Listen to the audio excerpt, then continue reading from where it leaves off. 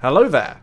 Do me a favour and watch this. Gosh, that Italian family at the next table sure is quiet. Alright, now that you've been deprogrammed and they can't hear us, we can talk. For real. There are a lot of conspiracies out there, but you know what it's really all about?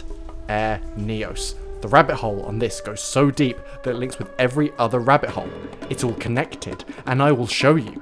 Neospatians are space aliens. Aliens live in Area 51, and there are exactly 51 words in the Neos text, if we ignore the surplus. It all makes sense.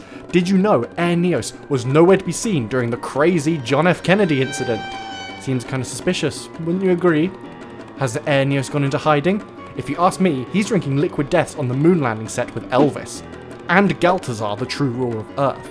And I can prove it if you visit my truth blog. And I only had to use minimal Photoshop to prove my point. The truth is out there, and I will uncover it. Oh, some guy on Facebook has found out the truth ages ago. Well, shit. Yu-Gi-Oh! Gooks, the first animated spin-off to the original series to sell shiny paper to impressionable youths.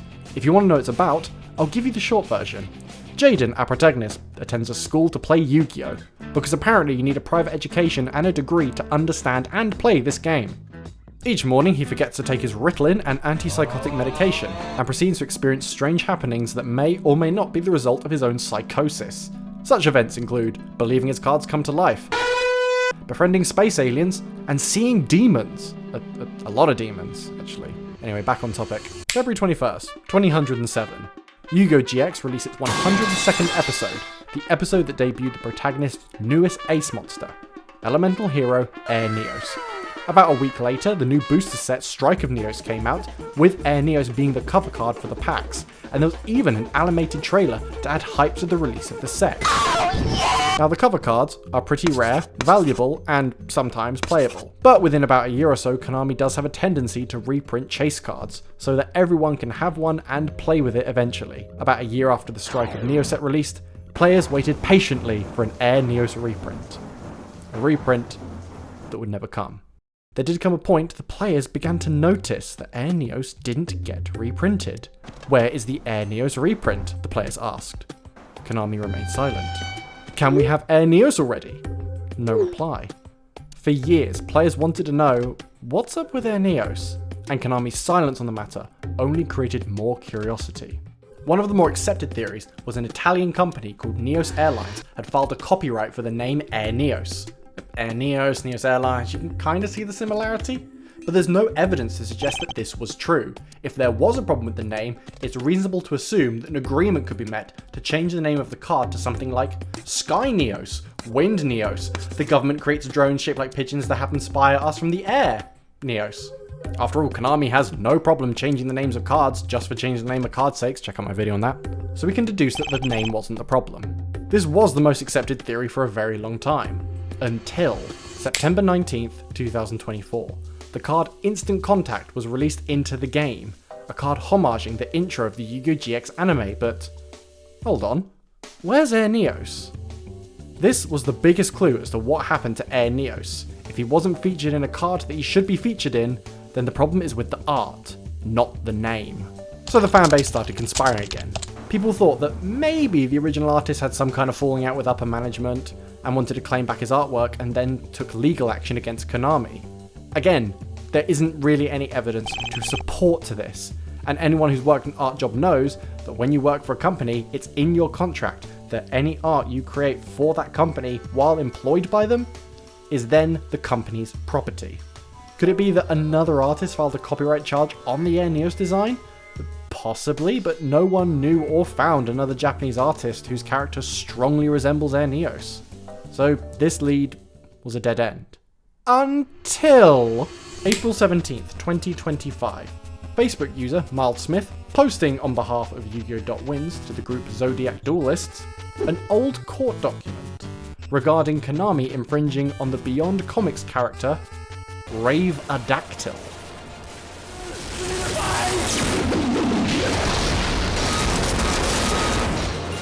Reuploaded was created in 1989 by independent comic artist Greg Wench.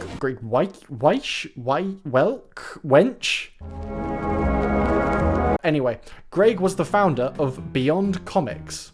Greg had worked as a comic book artist since he was a teenager, and even worked with Spawn's creator Todd McFarlane as an artist for Spawn. Now, from here, I don't really know much about the guy's early life and career. He has no Wikipedia page or documented life that I could find. So I've decided to make it up. One night while lying in bed, a young Greg was visited by a ghostly visage and a bright light. This visage called itself Ravedactyl. Greg had been chosen to spread the word of the Ravedactyl so that we could all enter the kingdom of Raver Heaven. And so Greg agreed and found his true calling in life. So he quit his job at Image Comics, found side work starring in Hollywood superhero movies like Spider-Man 1, Spider-Man 3, and The Dark Knight Rises. By the way, I did not edit this page at all, this is completely real, please check it out. Anyways, at this point, Greg had probably been working on Ravedactyl for a number of years, but the important bits were the copyrights were approved in 1994 and Ravedactyl debuted in 1998. Ravedactyl was Greg's baby, and like any proud father, Greg would take Ravedactyl to many public events to promote his comics, including Comic MipCon and the San Diego Comic Convention. For years, everything was going smoothly, and Greg was having a great time showing off his baby, and probably an even greater time making it. Until Comic-Con 2006. Now take everything I say here with a grain of salt, because according to Greg, Beyond Comics and Konami had stands right next to each other. If I had a sister, I'd sell her in a second. And Greg had an impressive setup with a statue of Ravedactyl. Greg even got talking to his booth neighbors, and everyone in the Konami booth seemed friendly and interested in his work. Nice comic book. Would be a shame if someone stole the character.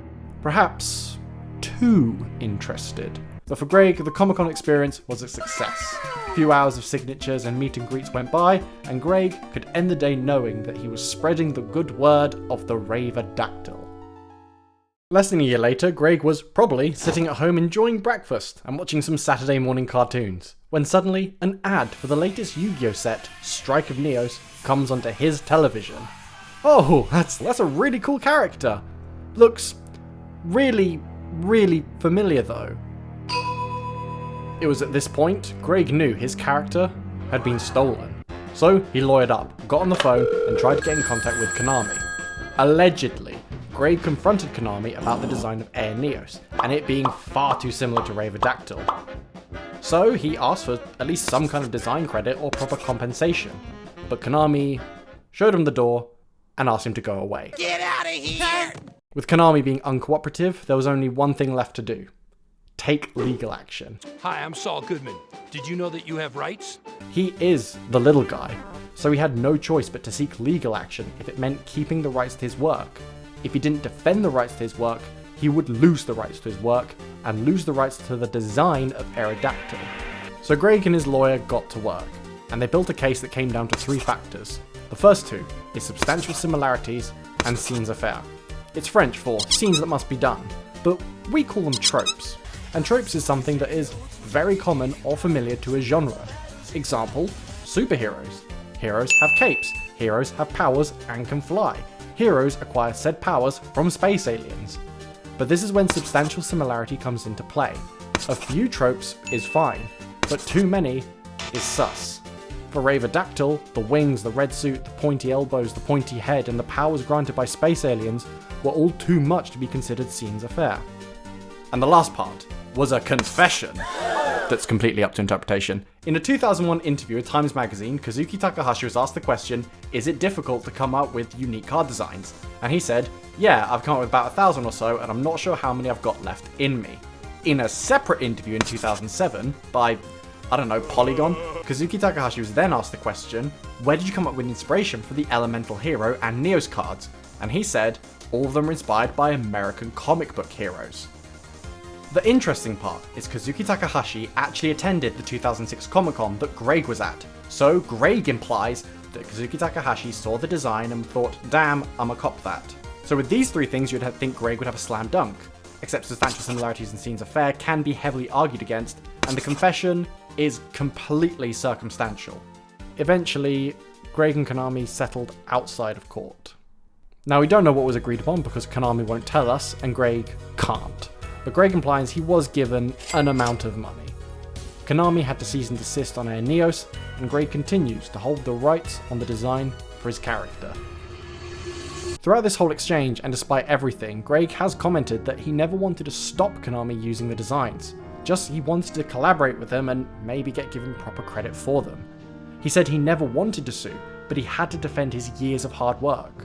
And while we only have Greg's side of the story, we should be inclined to believe him. It might be a cope since he was initially seeking $70 million in damages, but at the end of the day, he didn't want to do court. He wanted to do comic books. And if you watch Ruxin's video with him when the story dropped, you can tell Greg is clearly very passionate about his work and comics in general. And we should believe that he wanted to sit down and talk with Konami to bring their version of his character to life. But Konami won't do that because they don't talk to anyone. And after all this, I wanted to give Reuploaded a read to see if it was worth losing Air Neos over. But I literally can't find it in Greg's fish and chip country. Google thinks I'm looking for Daredevil and Super Diaper Baby. Jesus wept. But you know what? If it were any one of us, would we have reacted any differently? Wanting to defend what's yours and taking on a giant corporation and essentially winning the battle is commendable. We may have lost Air Neos, but Greg did nothing wrong. And that is where we are with Air Neos. If you like the video, please give it a thumbs up, comment your thoughts down below, subscribe for more of this kind of content, and thank you so much for watching. Good luck, have fun, and take it easy. But there's still some questions left unanswered. Why was Greg left uncredited in Spider-Man? Is it pronounced Ravedactyl? Ravodactyl? Revodactyl? Seriously, how? I can barely read and write. Why doesn't Greg have a Wikipedia? Which one is Air Neos again? It's all too confusing. Is Ravedactyl actually God? I keep seeing him in the night, and this talking Karibo card, and this alien, and this demon that says it's my best friend. And whose medications are these? And why is this room so soft and fluffy? And why